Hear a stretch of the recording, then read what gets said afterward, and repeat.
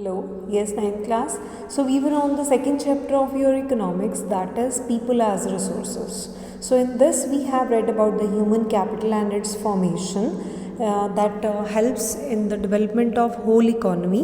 Now next is the quality of population. Means एक country की population को हम कैसे साउंड बना सकते हैं, मतलब what are the factors which are affecting the quality of population.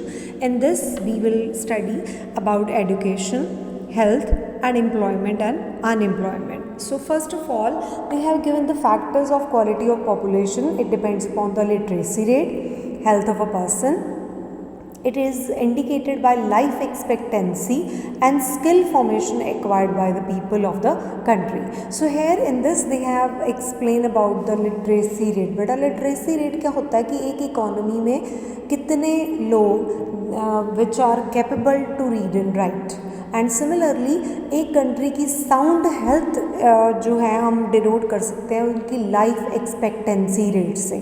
So life expectancy rate means the average life of a person. So जितनी ज़्यादा एवरेज लाइफ होएगी it means the sound health facility that country provides to the people. And in conclusion, the growth rate of the economy would be increased as well. So in education they have explained about the structure of education facilities, how the economy can raise their national income by providing the education facilities. So here they have given the data regarding the Navodaya Vidyalaya. So they have explained about the 5-year plan. Because you know about the 5-year plan. एक economy में जितने भी हमारे पूरे 5 साल में हमने जो करना होता है हर सेक्टर में, लाइक इन एग्रीकल्चर, इंडस्ट्रियल और tertiary, that is decided in 5-year plan. Similarly government ने पूरी इकॉनमी में हर सेक्टर में, हर रीजनल हो चाहे वो अर्बन हो चाहे वो रूरल एरिया हो, कितना एजुकेशन लेवल रेज करना है, that is upon the 5-year planning और investment in the education. So here literacy rate is given to you. The literacy rate have increased from 18% in 1951 to 74% in 2010 to 11. It means we have increased our literacy rate to a large extent, as well as number of human capital is also increased according to the literacy rate system. So again they have explained also the level of education. Means कि number of colleges, number of universities have also increased, and that you know about the courses, means vocational education is also provided to the various areas. So in this paragraph they have explained about the 12th plan. 12th plan के accordingly जितने भी हमारे higher education लेने वाले जो age group वाले जो बच्चे होते हैं, एडल्ट्स होते हैं, उनके लिए क्या क्या मॉडिफिकेशंस आई हैं, मींस जो लेटेस्ट एजुकेशन स्ट्रक्चर जो बनाई हैं, that they have explain that over 50 years we have increased our significant level और growth in the education system. कि हमारी यूनिवर्सिटी और कॉलेजेस में हमारे लास्ट 50 years में बहुत ज़्यादा तरक्की हुई है. एंड सिमिलरली जो कोर्सेज वहाँ पे प्रोवाइड करे जा रहे हैं बेटा, वो वोकेशनलाइजेशन ज़्यादा है. तो वोकेशनलाइजेशन क्या होता है कि जिसके बेस पे आप अपना प्रोफेशन, अपना बिजनेस कर सकते हो. Means which will provide you the practical skills, जो आपको थेरेटिकल नॉलेज नहीं देती, प्रैक्टिकल स्किल भी देती हैं. सो दैट इज़ वाई एक इकॉनमी में एजुकेशन होनी बहुत ज़्यादा ज़रूरी है, and that you all know about the importance of education. Similarly the next factor in the quality of population is the health. So जितनी एक इकॉनमी की जो है पॉपुलेशन वो साउंड होएगी हेल्थ के अकॉर्डिंगली, उतनी ही हमारी ह्यूमन कैपिटल फॉर्मेशन होएगी. अब हेल्थ को साउंड बनाने के लिए हमारी गवर्नमेंट क्या क्या करती है, in rural area can be easily accessibility of health care. Similarly in critical health we must provide the specialty hospitals. So इससे में हमारे जो 3 factors they are responsible.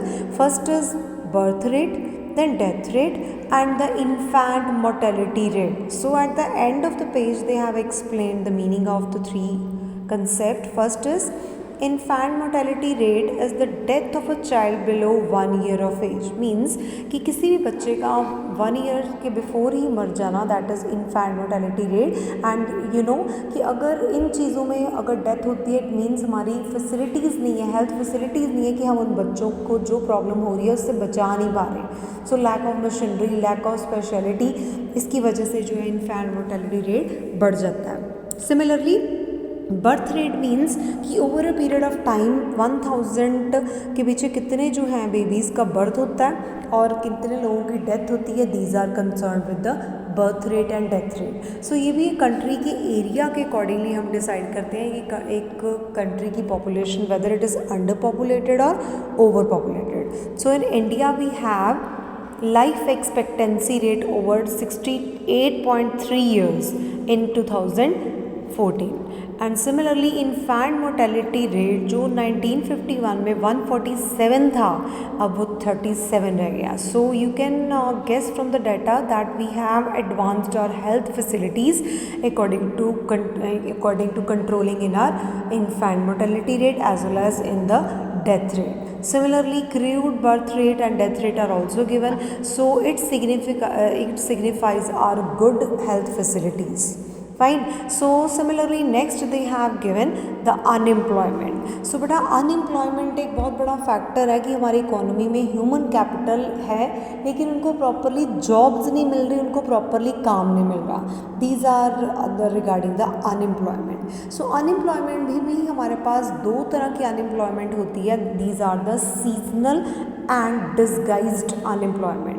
So seasonal unemployment by the name it is clear कि कोई ऐसे लोग जिनको काम है लेकिन थोड़े ही टाइम के लिए काम है.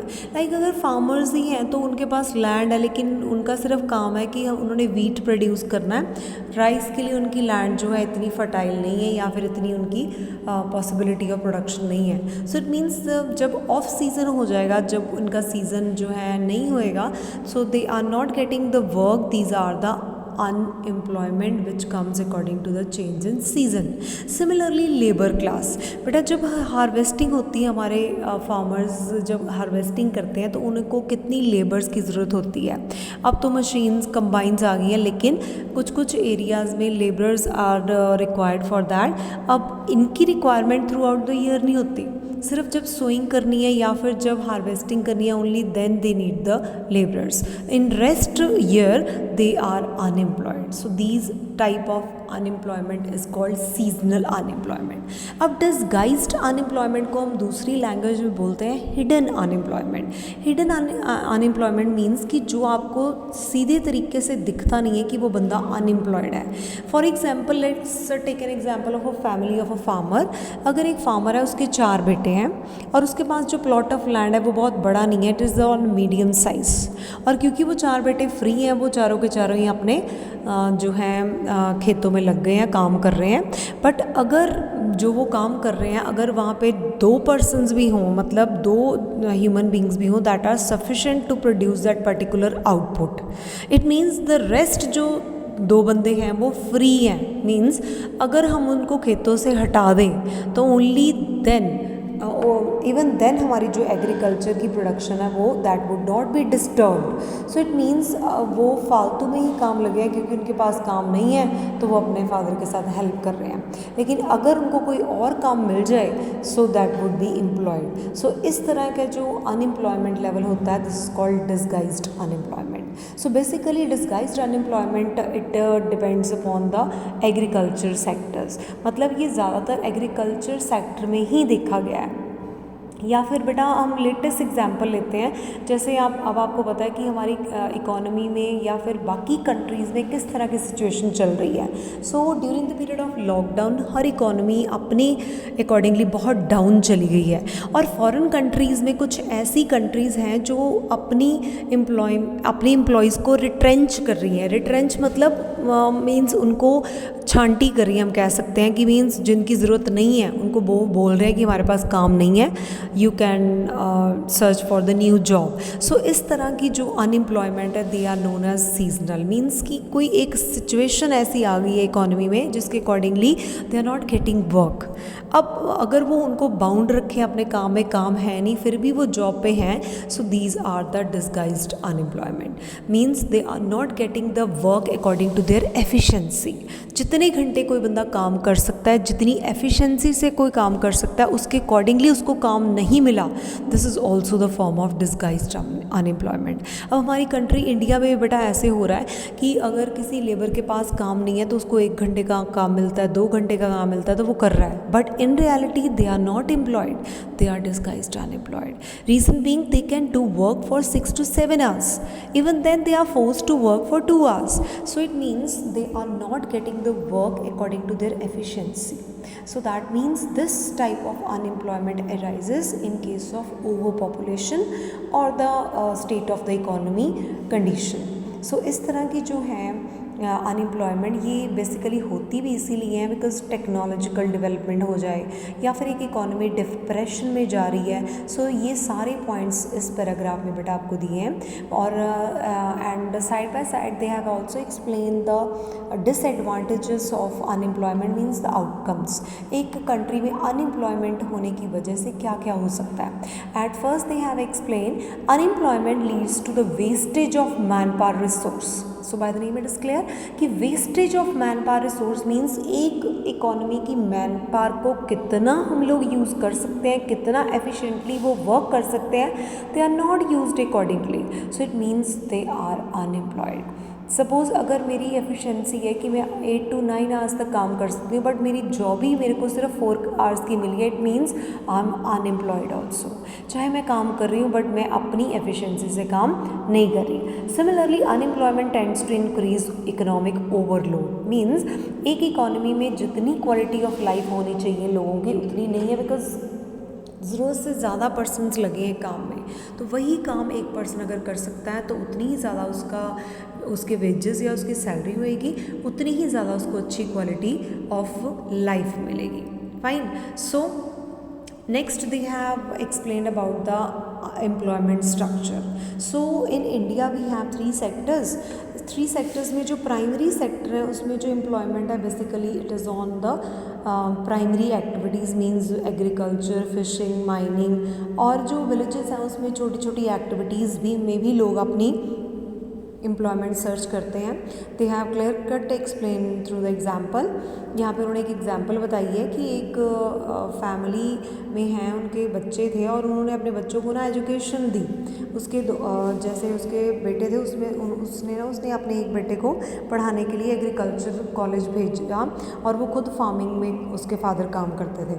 तो उसने जब एग्रीकल्चर की डिग्री ले ली तो उससे उसकी जो है skill they have improved and they innovated the new agricultural tool. So वो टूल से उसने क्या करा, अपनी प्रोडक्शन को इंक्रीज़ करा, which increase the yield of wheat. मतलब कि जो उसके पेरेंट्स फार्मिंग करते थे उनकी उससे उसकी जो उसको यूज़ करके टेक्निक को उसकी जो वीट की प्रोडक्शन है वो बढ़ गई। सो सिमिलरली उसकी इस प्रोग्रेस को देख के उसको एक engineering new job of agro engineer की जो है वो क्रिएट हो गई।